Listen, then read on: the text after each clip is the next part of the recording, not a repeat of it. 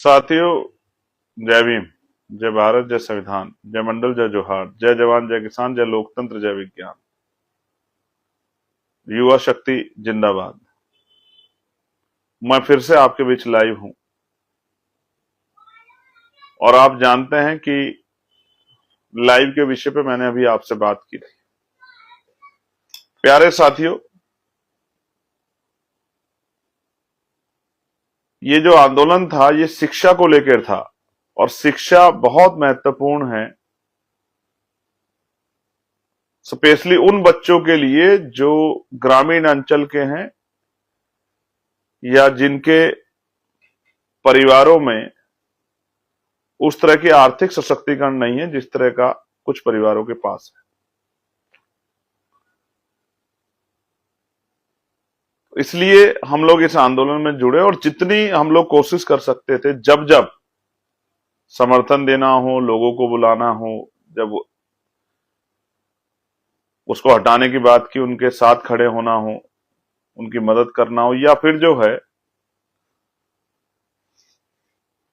20 तारीख को जहां आवश्यकता थी वहां खड़े होकर बच्चों के साथ रहना हो।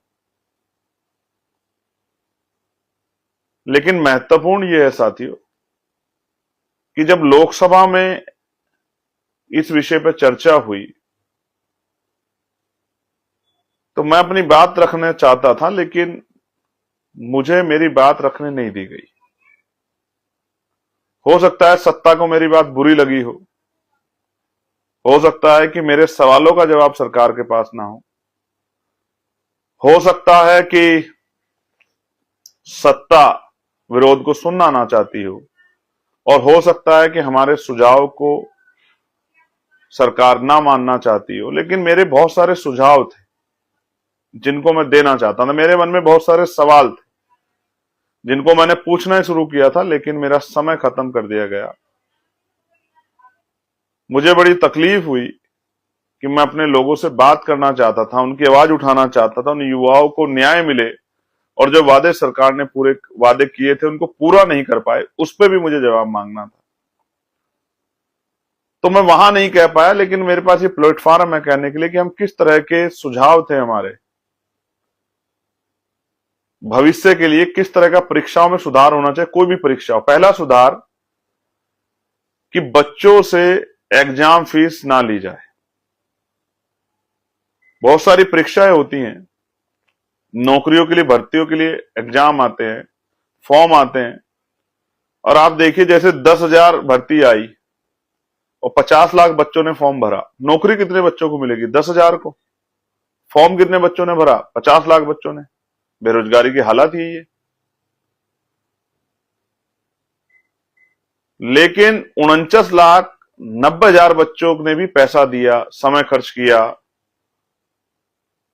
उनका क्या? उनके जो एग्जाम फीस के नाम पे आपने पैसा लिया वो उनको क्यों नहीं लौटाते आप? तो मेरा ये मानना है कि बेरोजगार नौजवान जो टैक्स दे रहा है ऑलरेडी, कपड़े में, जूते में, खाने पीने के सामान में, आने जाने में, बसज में, ट्रेन में, हर चीज पे टैक्स जो है हमारे टैक्सेस सिस्टम की वजह से लगता है, किताबों पे, कॉपियों पे, इंटरनेट पे, हर चीज पे जो टैक्स देता है, तो उनके साथ परीक्षाओं में भी नौकरी के नाम पे इस तरह का घोटाला क्यों? आर्थिक मार क्यों? इसलिए मेरी मांग थी कि परीक्षाओं को, किसी भी तरह की परीक्षा हो, चाहे नौकरी की हो या एग्जामिनेशन फॉर्म की हो, उनसे ये जो परीक्षा शुल्क है वो हटाया जाए।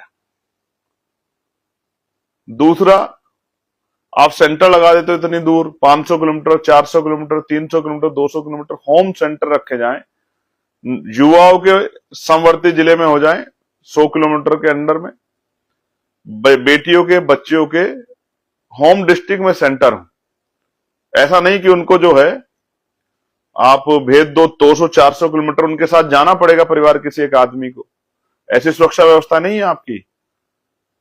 तो आप भेजोगे, परिवार का एक आदमी जाएगा, एक दिन पहले जाएगा, कहां रुकेगा? होटल में, किसी रिश्तेदारी में। कहीं रिश्तेदारियां भी नहीं होती, रात को कहां समय बिताएंगे? रेलवे स्टेशन पे, बस स्टैंड पे, कहां? कोई जिम्मेदारी नहीं है आपकी, आपने बस सेंटर डाल दिया है।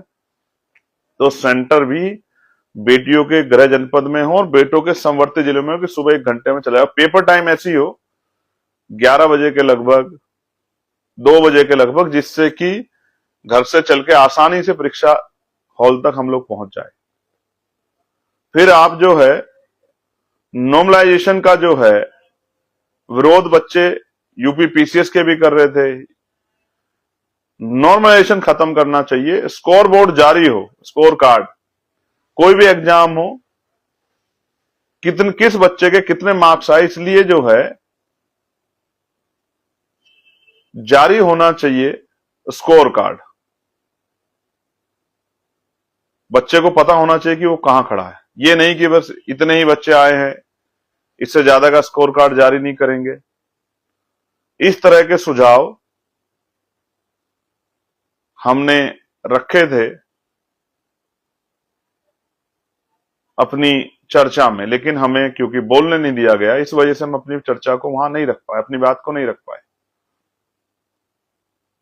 और भी कई सारे सुझाव थे जिनको हम रखते सरकार के सामने और सरकार को मजबूर करते कि सरकार उनको माने, उनको लागू करे, कानूनी अमली जामा पहनाए, कानून का हिस्सा बनाए।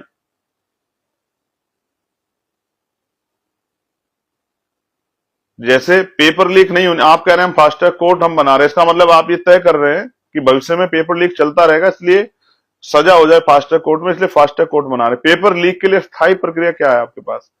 अस्थायी व्यवस्था क्या बनाई है आपने नए बिल में भी?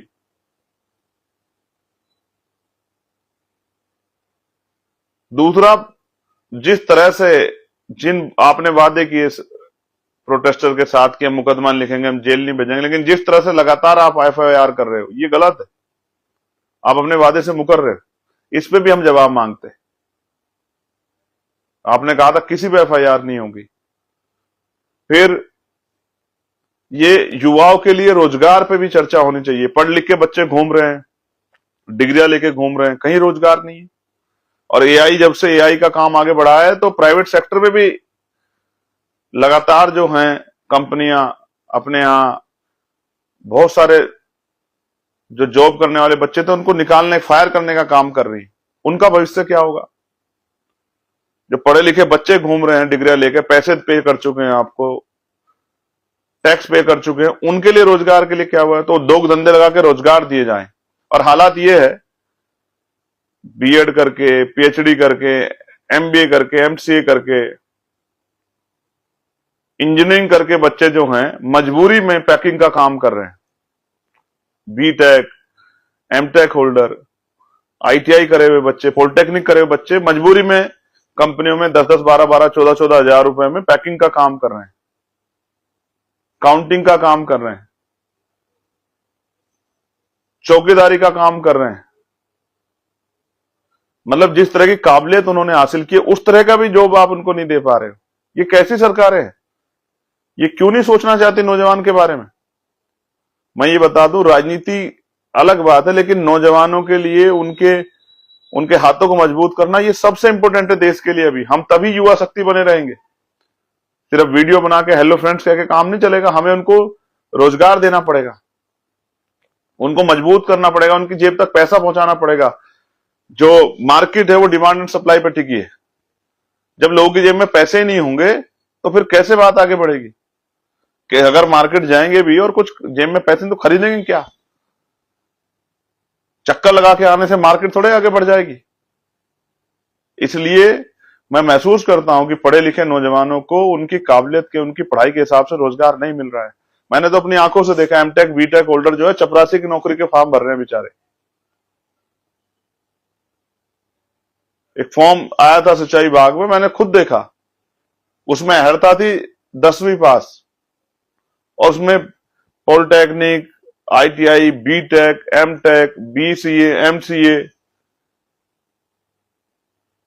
यहां तक कि पीएचडी होल्डर बच्चों ने भी फॉर्म भरा हुआ था, एमए एमएससी करे बच्चों ने। तो समझ आता बेरोजगारी की हालत क्या है। देश को सोचना पड़ेगा, सरकारों को सोचना पड़ेगा।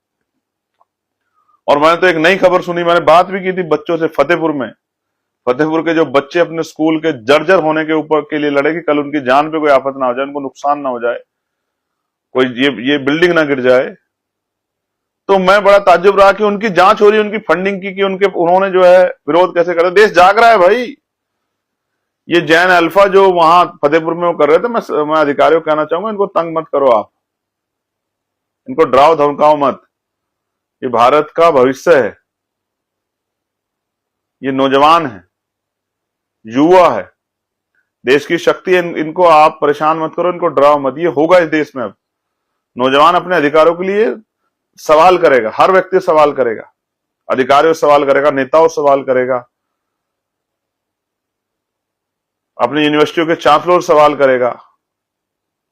अब जागरूकता बढ़ी है लोगों में, लोग सवाल करना सीख गए हैं। इसलिए तो शिक्षा से सरकार बच रही है। 94,000 स्कूल बंद करवाने वाली सरकार कितनी नौजवानों की स्थिति, शिक्षा की स्थिति, ये हमें समझना पड़ेगा। तो प्यारे साथियों, बहुत सारी चीजें थी जिन पे हम चाहते थे चर्चा हो, सुझाव दिए जाएं, उन सुझावों को लागू किया जाए। जैसे कैलेंडर बने, ईयरली कैलेंडर बने, हर साल का कैलेंडर बने, राज्य का भी और केंद्र की कौन कौन सी परीक्षा इस कौन से मंथ में आएगी। क्योंकि मैं जानता हूं राज्य की कौन कौन सी परीक्षा कौन से मंथ में आएगी, कब फॉर्म भरने का समय क्या है, कब जो है फॉर्म की लास्ट डेट होगी, कब जो है परीक्षा की डेट आएगी, कब रिजल्ट आएगा, ये पता होना चाहिए। क्योंकि मैं जानता हूं जब इस तरह के फॉर्म्स वगैरह भरे जाते हैं तो बच्चे जो प्राइवेट जॉब कर रहे होते हैं, काम छोड़ के आते हैं और तैयारी करते हैं मन लगा के, और आप उसकी डेट बदल देते हो। वही घर का सहारा होते, घर चलाने वाले, लेकिन वो फिर टूट जाते हैं, कमजोर पड़ जाते हैं।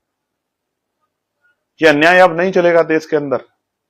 मैं इसलिए आपके सामने लाइव आया कि आपको बता सकूं कि मैं इन सारी बातों को लेकर वहां पार्लियामेंट में जोर से सवाल खड़ा करता, बच्चों पर चली लाठी गोली का हिसाब मांगता, लेकिन मुझे बोलने नहीं दिया गया।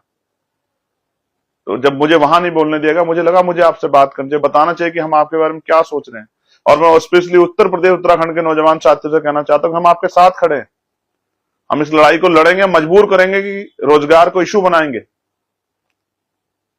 मैं तो चाहता हूं कक्षा 1 से PhD तक की जितना आदमी पढ़ना चाहे उस पढ़ाई को मुफ्त करना चाहिए, कि गरीब के बच्चों के रास्ते में कोई कांटा ना आए पढ़ते वक्त। हेल्थ सिस्टम में भी सुधार होने की जरूरत है, रोजगार के लिए नए अवसर तैयार करने की जरूरत है, और महिला सशक्तिकरण सुरक्षा बहुत जरूरी है देश के लिए। इसलिए बहुत सारी बातें जिन पे बात करनी थी, मगर क्योंकि सत्ता ने का भय दिखा और सत्ता ने बोलने नहीं दिया, कोई बात नहीं, आगे मौका मिलेगा तब बोलेंगे। वहां नहीं मौका मिलेगा, जनता के बीच जाएंगे। अब यात्रा शुरू करेंगे लोकसभा, अब इसके बाद लोकसभा सत्र के बाद जाएंगे जनता के बीच में, एक एक नौजवान तक समझाएंगे, सिखाएंगे उनको कि आप तैयार हो जाओ, कमर कस लो, ये हक की लड़ाई, इसको हम लोग लड़ेंगे। मैं आपका धन्यवाद करता हूं जितने साथी दिल्ली आए थे, या जहां जिन्होंने 25 तारीख को प्रोटेस्ट किया, पार्टी के नेताओं का, कार्यकर्ताओं का, नए युवा साथियों का धन्यवाद करता हूं, और आपको बधाई और मंगल कामनाएं देता हूं कि आप इसी तरह लड़ते रहिए, संघर्ष कीजिए, जीत आपकी होगी, डरिए मत। आज शेरे भारत शहीद श्रोमणी उधम सिंह जी की का बलिदान दिवस है। मैंने मांग उठाई है उनके लिए कि उनको जो है मरणोपरांत भारत रत्न दिया जाए, और उनकी एक मूर्ति पार्लियामेंट में लगे कि देश का नौजवान, हम जैसे नौजवान उनको नमन कर सकें, उनको याद कर सकें, उनकी शहादत को याद कर सके, देश के प्रति उनके असीम प्रेम को याद कर सके। ये मांग हमने उठाई।